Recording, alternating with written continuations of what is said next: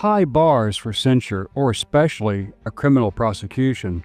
But one member of Congress, a naturalized citizen, seems to have covered every aspect of possible criminal activity and corruption, not to mention exceedingly poor judgment and an ungrateful attitude toward her adopted nation.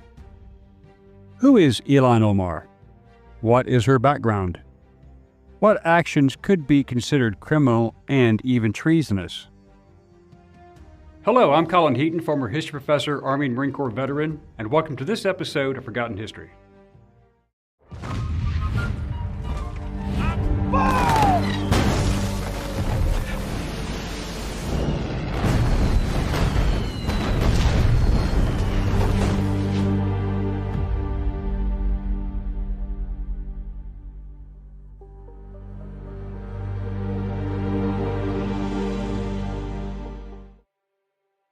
Ilhan Omar was born in Mogadishu, Somalia in 1982, the youngest of 7 children. Her mother died when she was very young, and she and her siblings were raised by her father and grandfather. When she was a child, civil war broke out in Somalia, and her family fled south to Kenya. They spent about 4 years in a refugee camp in Kenya, which is often identified as part of the Dadaab-Butanga area. In 1995, her family was granted asylum in the United States. They first lived in New York, then in Arlington, Virginia, and eventually settled in Minneapolis, Minnesota. From her own accounts and interviews, here are the experiences she shared about life in the refugee camp and early resettlement. There were harsh conditions given the lack of food and clean water, with disease outbreaks like malaria, respiratory illnesses, dysentery being common. She stated that she was separated from many family members. An aunt named Foss acted as a guardian during the escape from Somalia. That aunt contracted malaria while in the camp and died. There was no medical care available. Ilhan Omar no doubt witnessed suffering and loss, disease, death, and moments of humanity with people helping each other and mothers giving birth despite terrible odds. After coming to the U.S., she had to adapt to a new culture, language, schooling. She reported being bullied for her hijab and for being different due to her appearance and religion, but she became a U.S. citizen in 2000 at age 17 or so. Her refugee background has clearly shaped her political views and advocacy on immigration, refugee rights, social safety nets, and equity. She often references her early life in speeches and op-eds. It instilled in her an awareness of what displacement and vulnerability feel like, a sense of urgency when policies affect families in conflict zones or immigrants and refugees. But Omar has a long baggage trail in her wake. Accusations have surfaced that she married her brother, who became her second husband, Ahmed Elmi, which liberal outlets and support networks have repeatedly denied. They claim that fact checks and reporting have found no credible evidence supporting the charges. However, there is a reported DNA match between Representative Ilhan Omar and her second husband, Ahmed Elmi, that allegedly proves that the two are siblings, but because of a lack of paperwork in war-torn Somalia, positive proof has never been uncovered on paper. Somalia does not even keep birth and death records for the most part. The match says that Omar's DNA was taken from a cigarette butt, while Elmi's DNA reportedly came from a drinking straw. Although Omar is not known to be a chronic smoker, a grainy photo appears to show her smoking outside of her Washington, D.C. home. The results of the test assert that there is a 99.99998% chance that Omar and her second husband, Ahmed Elmi, are siblings. It does not get any more conclusive. The report, drawn up by British company Endeavour DNA Laboratories, does not name either Omar or Elmi, instead referring to them as Sibling 1 and Sibling 2. DailyMail.com understands that Omar is Sibling number 1. Additional research by Alpha News suggests that Omar was involved with Ahmed Nur Saeed Elmi, her legal husband, and Ahmad Hirsi, her cultural husband and father of her children, at the same time, and they did share the same address. It was concluded that Ilhan Omar married her supposed brother Ahmed Nur Saeed Elmi in 2009. The claim was that she married him to break U.S. immigration law and defraud America. According to the UK Daily Mail, sources quoted, Abdulrahim Osman. He was a close friend of Omar's who confirmed that Omar's first and third husbands both also confirmed that it was a well-known scam and that the marriage was conducted through a Christian minister, even though both Omar and Ahmed are Muslims. According to the source, Omar purportedly admitted she would do what she had to do to help her brother obtain legal status in the country. They divorced in 2017 after their marriage was no longer needed, but they had 3 children together, which, if true, is incest. Alpha News has requested comment from both the Ilhan Omar campaign and her criminal defense attorney, Jean Brandel, asking questions about her family, her father's legal name, and involvement with Jubaland, and about her siblings. They did not respond to any request for comment. Special Agent Joy Hess from the FBI's Twin Cities field office, which investigated allegations that Omar married her brother Elmi to get around U.S. immigration laws, says the statute of limitations had run out on the case.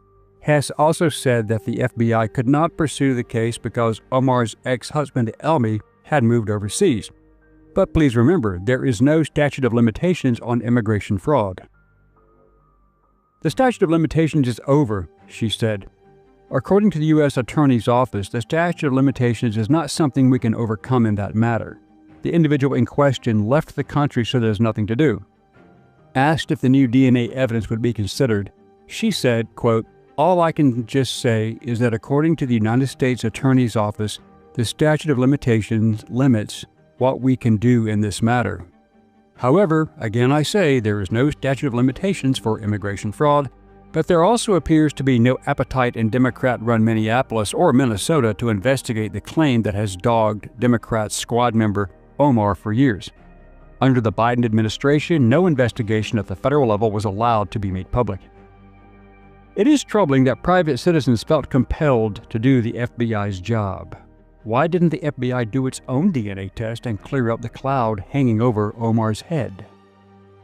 But Ilhan Omar's experience with her brother and family is just one example. As a result of massive fraud, the Wall Street Journal reported in 2008 that the refugee program in Africa was halted by the United States because thousands of Africans lied about their family ties in order to enter the United States. Perhaps they did, but the Democrat-run FBI under James Ray would not respond to questions on this matter. Omar and her entire family have refused requests from journalists and investigators to address the issue, and they will not take another open DNA test. The Omar camp provided a letter from U.S. Attorney Andrew Luger denouncing a Fox 9 investigation that claimed that his office has asked immigration services to look into her marriages. Local and state Democrats were never going to hit that tripwire. So, if true, here are the federal laws that were broken. Marriage fraud, 8 U.S. Code 1325, subsection C. Immigration and Nationality Act, INA fraud, 8 U.S.C. 1325, incest laws of the United States. Any one of these crimes, let alone all, would allow her to be stripped of her citizenship, sent to prison, and then deported back to Somalia. But Omar has a lot of political cover. Although under the new administration by Donald Trump, she may get a rude awakening. Ilhan Omar ran for Congress after serving in the Minnesota House of Representatives from 2017 to 2019, representing part of Minneapolis. Her 5th congressional district includes all of Minneapolis and some of its outlying suburbs. She was elected by the majority Somali population, many that President Barack Obama just dropped into Michigan in a mass immigration dump. This was an election mired in controversy, as many of those who wouldn't have voted for her were not citizens. There were also suspicions of voter fraud, ballot harvesting, and illegal voting by immigrants. The incoming Biden administration halted any investigation by the FEC or FBI run by James Ray. Her entire campaign fell under scrutiny again by the Minnesota Campaign Finance Board, who ruled that as a state legislator, Omar's committee misspent around $3,469 and filed a payment incorrectly. She was ordered to repay the money and pay a $500 civil penalty. That's an administrative civil finding, but not a real crime, and it is an understandable error. But then there was the investigation on a retroactive tax filing issue for 2014 and 2015, when the same state inquiry revealed she'd filed joint returns with a domestic partner before they were legally married, and the Democrat state officials directed corrections to the filing, but again, despite being a crime, no criminal case was brought forward. Contrast that to the allegations against Donald Trump and other conservatives that have since been proven false but resulted in criminal charges. Another issue was the payments to her current husband's consulting firm, essentially money laundering from the PAC during her campaign and individual donors back into her own personal accounts. Then, in September 2020, Project Veritas's James O'Keefe, a man whom I met, released videos alleging that Ilhan Omar's campaign was tied to a cash for ballots or ballot harvesting scheme. The undercover videos show a local Somali activist named Omar Jamal and others purportedly collecting absentee ballots in the Somali community during the Minneapolis primary, and some people in the community saying they were paid or offered something in connection with collecting ballots. The Federal Election Commission under Biden unanimously closed the complaint, saying there was no reason to believe laws were broken, so no charges, despite clear evidence to the contrary. For his efforts, James O'Keefe was raided by the FBI and arrested, allegedly over the missing Ashley Biden diary, but the case was dismissed. The liberal fact-checkers such as Snopes, USA Today, and others concluded the videos do not provide proof that Ilhan Omar's campaign committed illegal activity. Apparently, they are calling over a dozen people liars who did not know they were being independently recorded. One man featured named Liban Osman said he was offered $10,000 by admitted activist Omar Jamal to say he was collecting ballots for Ilhan Omar. Osman, after realizing that he was caught on video, later told Fox 9 in Minneapolis that this was just a setup. There have been no credible legal findings to date that Ilhan Omar was personally involved in election fraud, but then again, it was a Democrat state and federal government who would have been the investigative bodies. Sort of like the Gestapo investigating the SS for Holocaust crimes, so no court has yet convicted her or her campaign of wrongdoing related to those claims. But Ilhan Omar has made public statements that could be construed as treason. At the very least, she should be removed from Congress and at the most shipped out of the country. She supported the domestic terrorist group Antifa, as well as BLM, defund the police, sanctuary cities for undocumented immigrants, also known as criminal illegal aliens, and compared the U.S. and Israel to Hamas, Islamic Jihad, Hezbollah, and the Taliban. In a 2021 tweet, she wrote, quote, "We have seen unthinkable atrocities committed by the U.S., Hamas, Israel, Afghanistan, and the Taliban, implying similar moral culpability." Omar later backtracked when grilled on that comment that she was calling for accountability and was not making moral equivalencies. But she also displayed her clear support for such terrorist groups when she made the comments about the September 11, 2001 terror attacks. She supports CARE, the Council on American Islamic Relations, which was founded after 9/11 because, she states, they recognized that some people did something and that all of us, meaning Muslims in the U.S., were starting to lose access to our civil liberties, end quote, which was untrue. Her history of questionable judgment is noteworthy. CARE was founded after 9/11 because they recognized that some people did something and that all of us were starting to lose access to our civil liberties. In February 2019, Omar tweeted that politicians who support Israel did so because of money. She said, "It's all about the Benjamins, baby." Critics call this an anti-Semitic trope, insinuating Jewish influence or money controls politics. Omar later apologized and said she meant to criticize lobbying influence, not use anti-Semitic stereotypes. The irony is that she uses lobbyist money all the time. In 2019, Omar and fellow Muslim Congresswoman Rashida Tlaib, another member of the squad, were barred from entering Israel due to their support for the BDS movement and for listing their destination as Palestine instead of Israel. While on the floor of the House, she said that she is here to look out for her country, meaning Somalia. This prompted accusations that Omar had violated the law and her oath of office, leading some critics to call for her expulsion from Congress, the revocation of her citizenship, and even deportation. Under 18 U.S. Code 2381, the federal statute defining treason, the law states, "Whoever, owing allegiance to the United States, levies war against them or adheres to their enemies, giving them aid and comfort within the United States or elsewhere, is guilty of treason." The punishment for treason includes death or imprisonment for at least 5 years and a fine, in addition to being barred from holding any U.S. office. The 3 acts of treason as defined by the U.S. Constitution are levying war against the United States, adhering to the enemies of the United States, giving aid and comfort to the enemies of the United States. Omar has done all of these. The principles embodied in the oath are codified in Section 337, Paragraph A in the Immigration and Nationality Act, which provides that all applicants shall take an oath that incorporates the substance of the following.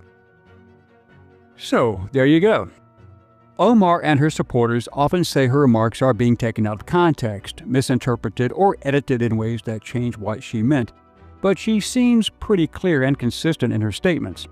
Due to her inflammatory and anti-American rhetoric, many in Congress, including leaders of her own party, have publicly rebuked her remarks. For example, Nancy Pelosi, when Speaker of the House, criticized the equating democracies and terrorist groups line. But Omar continued on her path of proving herself unworthy of holding high office when she attacked the late Charlie Kirk and his followers after his death, trying to rewrite history and distort his message and impact. During a Friday night interview with CNN's liberal mouthpiece Caitlin Collins right after the murder, Omar made it crystal clear that she felt no sympathy for Kirk's widow Erica or their children, calling Kirk himself Dr. Frankenstein, and said his monster shot him through the neck. End quote. She also said, "I'm not going to sit here and be judged for not wanting to honor any legacy this man has left behind. That should be in the dustbin of history, and we should hopefully move on and forget the hate that he spewed every single day." Ironically, Kirk hated no one. She's making it crystal clear that in her mind, Charlie Kirk deserved to die for his conservative beliefs. Does that mean she should die for her radical Islamic support? GOP Rep Nancy Mace of South Carolina introduced a censure resolution against Ilhan Omar over her Charlie Kirk comments. During the House vote, 4 rhinos joined with Democrats to prevent the progressive anti-American Congresswoman from being stripped of her committee assignments. I can only assume that these Republicans will be primaried. In February 2025, Minnesota State Representative Steve Drazkowski delivered bombshell accusations against Omar, labeling her a serial career criminal, while calling for United States Representative Angie Craig, Democrat from Minnesota, to open a congressional ethics investigation. Drazkowski said, "I'm also asking Congresswoman Craig to initiate an ethics investigation into Congresswoman Omar because of questions about federal tax fraud, federal immigration fraud, federal student loan fraud, and state violations of perjury, bigamy, and kickbacks."